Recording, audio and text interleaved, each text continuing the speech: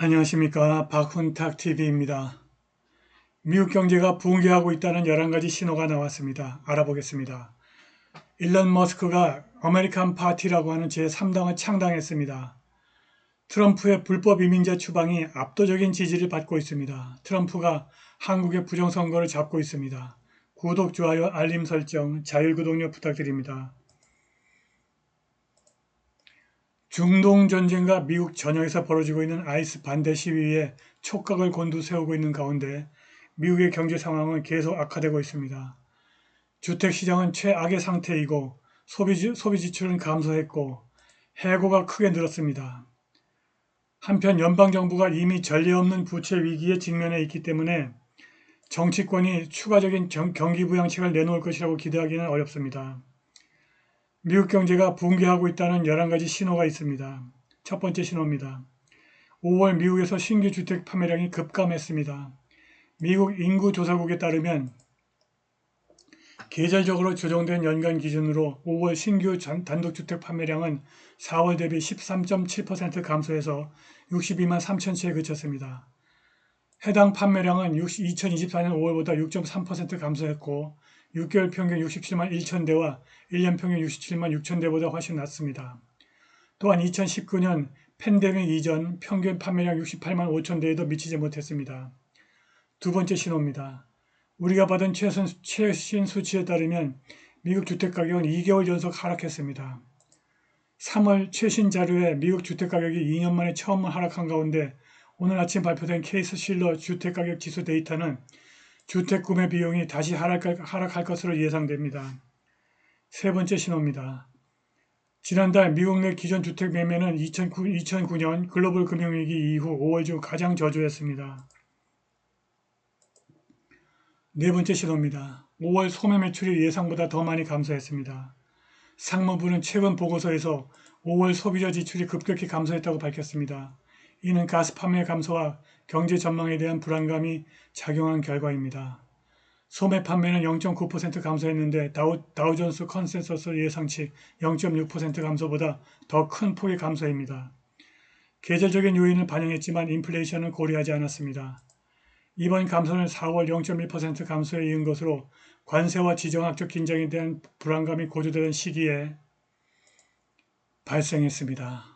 다섯 번째 신호입니다. 뉴욕 연방준비은행은 올해 1분기 노동시장이 눈에 띄게 악화되었다고 경고했습니다. 노동부는 5월 달에 고용주들이 13만 9천 개 일자리를 늘렸고 실업률은 4.2%로 유지되었다고 발표했습니다. 그런데 뉴욕 연방준비은행에 따르면 전체 대졸자의 실업률은 2.7%였지만 22세에서 27세 사이의 청년 실업률은 5.8%로 급등했습니다. 이는 2021년 이후 최고치입니다. 여섯 번째 신호입니다. 챌린저 그레이 크리스마스에 따르면 미국 고용주들은 2025년 5월달에 2024년 5월보다 47%더 많은 일자리 감축을 발표했습니다. 새로운 보고서에 따르면 5월 미국 근로자 해고 건수가 작년 동기 대비 거의 50% 증가했으며 올해도 정부 효율성부에서 발생한 감원이 일자리 감축의 주요 원인으로 남아 있습니다. 글로벌 아웃플레이스먼트 회사 챌린저 그레이 앤 크리스마스는 목요일 보고서에서 5월 미국 기업들이 발표한 감원수가 93,816건이라고 밝혔습니다. 이는 지난 5월 발표된 63,816건에 비해서 47% 증가한 수치이며 지난달 감원 건수는 4월 10만 5,441건에 비해 12% 감소했습니다. 일곱 번째 신호입니다. 올해 첫 5개월 동안 미국 고용주들은 작년 첫 5개월 동안 발표한 것보다 80%더 많은 일자리 감축을 발표했습니다. 이로써 올해 발표된 일자리 감축 총수는 69만 6,309개로 늘어났습니다. 이는 2024년 첫 5개월 동안 감축된 38만 5,859개 일자리보다 80% 증가한 수치입니다. 올해 감축 총수는 2024년 연간 감축 총수와 맞먹는 6만 5,549개에 불과합니다. 여덟 번째 신호입니다. 캘리포니아의 공장들이 놀라운 속도로 영구적으로 폐쇄되고 있습니다. 캘리포니아에서는 일주일 만에 에이미스 키친의 샌호세 공장 331개 일자리, 안하이저 부시의 오클랜드 창고 일자리 142개 일자리와 여러 소규모 공장을 잃었습니다. 모두 지속 불가능한 가격과 운영 중단으로 인해 발생한 일이었습니다.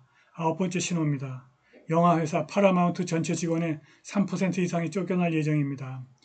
회사의 직원 감축 계획은 화요일에 3명의 공동 CEO가 회사 전체에 보낸 메모를 통해서 발표되었으며 팍스 비즈니스에서 이를 확인했습니다. 10번째 신호입니다. 마이크로소프트는 18개월 만에 네 번째로 게임 부분의 일자리를 줄이고 있습니다.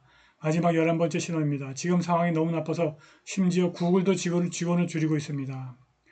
우리는 모두 2008년과 2009년에 일어났던 글로벌 금융위기를 기억하고 있는데 지금은 또 다른 매우 심각한 경기 침체가 온 것 같습니다. 일론 머스크가 6월 5일 새로운 정당 아메리칸 파티 출범을 공식 발표했습니다. 공화당과 민주당이 전통적인 양당 체제를 깨부수겠다는 것입니다. 과연 가능할까요? 지난주 토요일 머스크는 자신의 소셜 플랫폼 X에서 아메리칸 파티 탄생을 발표하며 민주당과 공화당의 기득권 세력에게 짓밟히는 데 지친 일반 미국인들의 압도적인 지지를 인용했습니다. 머스크는 2대1의 비율로 새로운 정당을 원하면 정당을 갖게 될 것이라고 썼습니다.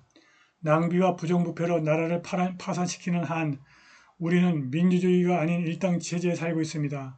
오늘날 미국 당은 여러분의 자유를 되찾아드리기 위해서 결성되었다고 머스크가 썼습니다. 이 게시물은 7월 4일 X의 여론조사가 실시된 이후에 나왔는데 머스크는 그 여론조사에서 우리는 미국 당을 만들어야 할까요? 라고 질문했습니다. 120만 명의 미국인이 여론조사에 참여했고 65.4%가 예라고 답했고 34.6%가 아니요라고 말했습니다. 머스크는 이렇게 썼습니다. 이를 실행하는 한 가지 방법은 상원의석 2, 3석과 하원의석 8개에서 10개에 집중하는 것입니다. 극히 적은 입법적 격차를 고려할 때 이 정도면 논쟁적인 법안에 대한 결정적인 역할을 할 수 있을 것이며 국민의 진정한 의지에 부합하도록 할 것입니다. 5월 사임하기 전까지 정부 효율부를 잠시 이끌었던 머스크는 트럼프 대통령의 원 빅 뷰티풀 법안을 강력히 비난하며 이를 미친 지출 재앙이라고 비판했습니다. 그리고 이 미친 법안이 국가 부채를 무려 3조에서 5조 달러나 부풀릴 것이라고 주장했습니다. 그는 이 법안이 통과되면 다음날 미국 당을 창당하겠다고 다짐했습니다. 트럼프와 머스크의 갈등은 6월 초 테슬라 소유주가 자신의 소셜미디어 플랫폼에서 해당 법안을 공개 비판하면서 고조되었습니다. 이에 트럼프는 머스크를 대형 마약 중독자라고 칭하고 그가 우울증 치료를 위해 케타민을 복용하고 있다는 암시를 하면서 반격했습니다. 트럼프는 또한 테슬라와 스페이스X를 포함한 머스크의 기업에 대한 수십억 달러 규모의 연방정부 계약 및 보조금을 삭감하겠다고 위협했고 이로 인해 테슬라 주가는 단 하루 만에 14% 폭락했습니다. 머스크는 트럼프 탄핵을 제안했고 증거도 없이 트럼프의 이름이 공개되지 않은 소아성애자 제프리 앱스타인 파일에 있다고 주장하고 심지어 스페이스X의 드래곤 우주선을 퇴역시키겠다고 위협했지만 나중에는 물러났습니다. 아메리칸 파티에 대한 자세한 내용은 아직 알려지지 않았지만 머스크는 당파 정치에 환멸을 느낀 친북의 다수를 대변하는 중도주의 정책을 암시했습니다.